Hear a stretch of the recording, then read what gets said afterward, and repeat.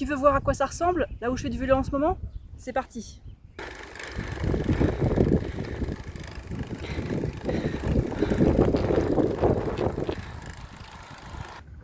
Voilà mon petit vélo rose et noir et blanc. Donc là c'est l'Afrique du Sud, à Pretoria, dans le quartier Lucasrand. En fait c'est un petit quartier tranquille. Là c'est un jour férié donc il y a presque personne dans les rues, c'est super. Là il y a un petit parc aussi mais j'y vais pas à vélo, c'est pour y aller à pied. Et donc voilà, je fais des tours du pâté de maison comme ça. Ça me prend 5 minutes le tour à peu près. Et ouais, je roule 1 heure et puis après j'en ai marre parce que tourner en rond c'est pas très marrant. Mais au moins c'est mieux que rien. Là je fais une petite pause à mi-chemin pour faire une vidéo. Ouais, j'emporte juste une bouteille en général pour les petites sorties comme ça. Et Paul, il a mon capteur de puissance en ce moment, il a voulu essayer ma cassette et mon pédalier. Mais bon, de toute façon ça va pas lui servir pour son Everest, il va me les rendre. Et je vais revenir en France avec les engrenages qui m'appartiennent. Bon, le vélo commence à être un peu usé ici, hein. C'est pas très joli la guidoline. Oups. Il est grave usé, mais bon, je rachèterai pas celui-là. Hein. Non, non, non. Il s'use trop vite. Et là, du coup, j'ai pas le capteur de puissance en ce moment, comme je vous l'ai dit. Donc, je ne vois pas la puissance, je vois pas la cadence, mais c'est pas grave. Hein.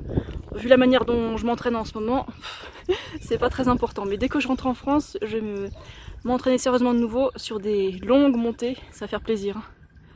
Donc comme je te l'ai dit, je suis dans l'hémisphère sud, en Afrique du Sud, et en fait les saisons sont inversées par rapport à la France. Donc ici c'est l'automne, alors qu'en France c'est le printemps. Donc ici il fait de plus en plus froid, enfin bon ça va, en journée ça va, et en France il commence à faire de plus en plus chaud. Donc je vais rentrer en France juste au bon moment, et Paul ne va pas m'accompagner cette fois, je vais revenir le chercher, on a des papiers à faire, c'est compliqué, je vous épargne le truc. Enfin bon, vive le vélo, et aussi vive les selles avec un trou, ça sauve le popotin.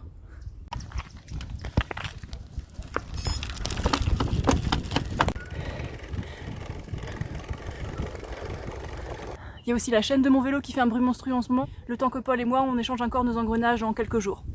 Donc bref, je fais le tour du quartier comme ça, le mini quartier, et aussi un autre mini quartier un peu plus loin, où c'est très sûr.